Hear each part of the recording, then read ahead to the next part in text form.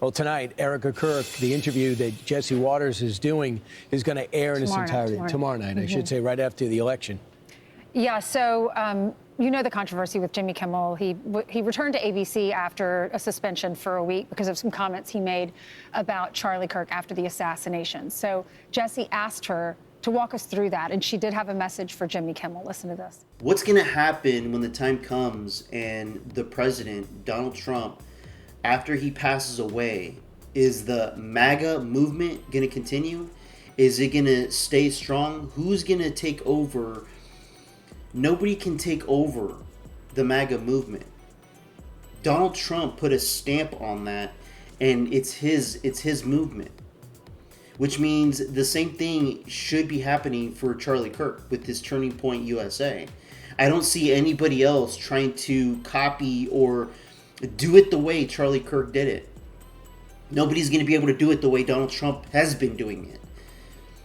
But there's so many people that do not like their ideas, and their movements are for good intentions and to create peace within this country. When the opposition are, I won't just say the Democrats, but it's people that do not want America to be America anymore. There's people out there that want this country, this land, to be completely diversified to the point where there's going to be no United States of America.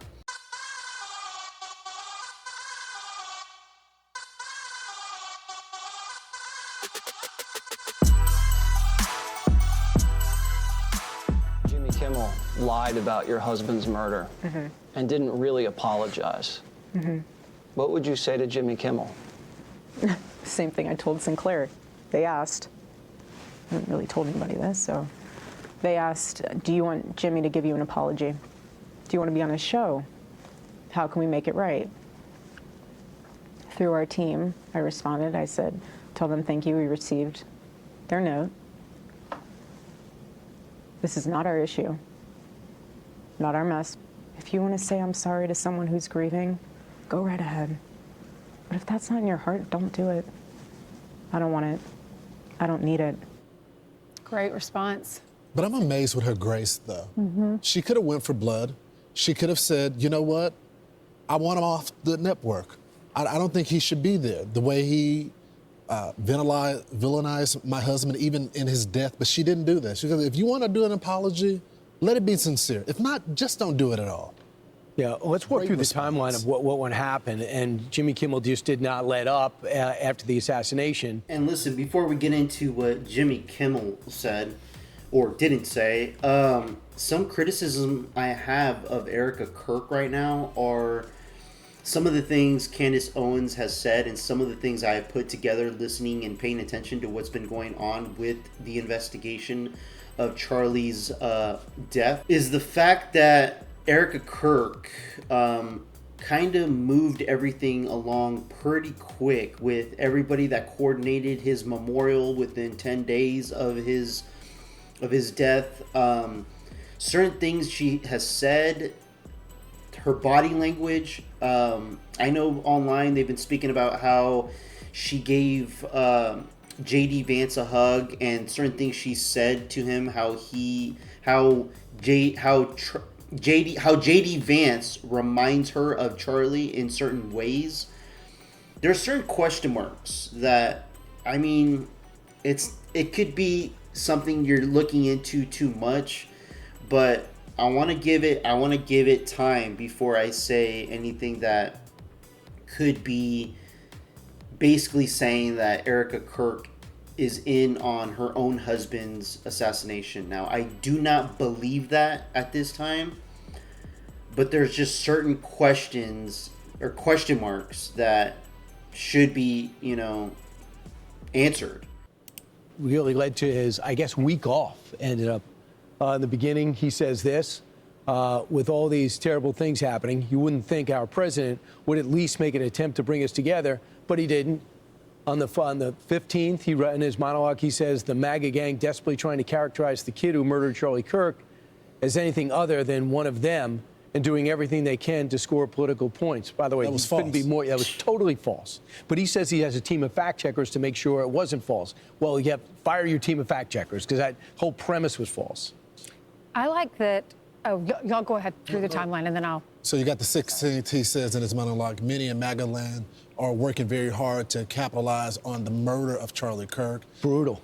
I mean, that's a brutal.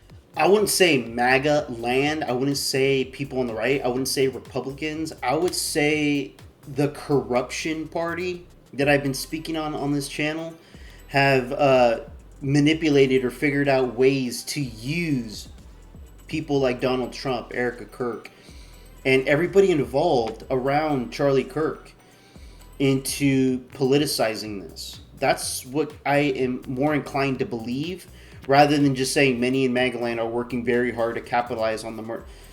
No, I don't believe that. I wouldn't say that, but I would say, you know, the corruption party, people that are in looking for bad intentions and have evil hearts into using moments like the Charlie Kirk assassination to really, you know, push people into doing things that they don't want to do. Brutal. What a horrible thing to say. So the FCC chair on Wednesday, September 17th, FCC chair warns ABC Disney, suggesting he would take action over Kimmel's All right, comments. so then they pull him off the air indefinitely on that Wednesday. Then on Tuesday, like a week later, Jimmy Kimmel Live returns on the air on ABC. Some affiliates decided to boycott. They weren't going to air. So Sinclair and Nexstar affiliates, they end their blackout. They start airing Jimmy Kimmel Live again on September 26th. But what I love about her is she forgives the assassinator, because that's what God calls her to do. She says, if you have to ask me if I think you should apologize to me. That is another thing I've spoken on this channel, is that at the memorial, Erica Kirk decides to forgive the shooter, while this shooter has not admitted that he killed Charlie Kirk. He could be a patsy. We the people have not heard him say that he murdered Charlie Kirk or he shot at Charlie Kirk. He never said this. The FBI said that another guy said this about his son. We heard the telephone game. That's how it got relayed to the American people. That's not fact. That's not truth. We need to hear it. Why is he in court? Why is he in court right now? Why is Tyler Robinson in court right now?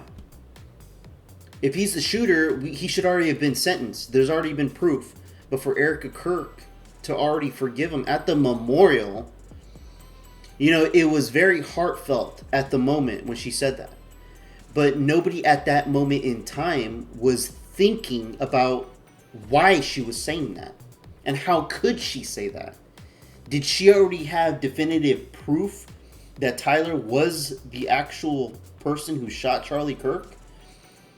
And the American people are still asking questions. You have so many people, even gun gurus on YouTube, really questioning everything about the gun that was used or was not used, and how the impact made Charlie's neck, how that round should have actually blew his head off and not just went through him or went to his neck and didn't go through. I mean, we don't even know what the hell happened. We still don't know actually what happened. This is why people like Candace Owens is out here. She's risking her reputation. She's risking her life into trying to expose the truth. When you have so many people out there with money and power really trying to cover this up. But I don't want to say that Erica Kirk is somebody that is part of the clique. She could be under duress for all we know. You know, her husband, Charlie Kirk, he had a very strong platform that's continuing to grow.